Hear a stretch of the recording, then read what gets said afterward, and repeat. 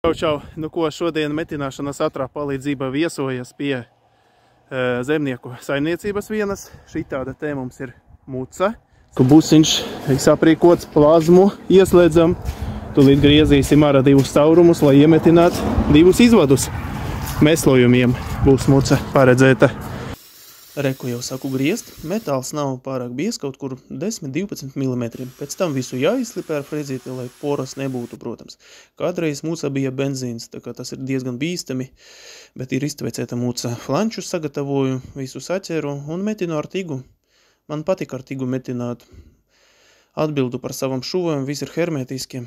No iekšpuses arī jāapmetina. Tā tas izskatās beigu beigās no iekšpuses.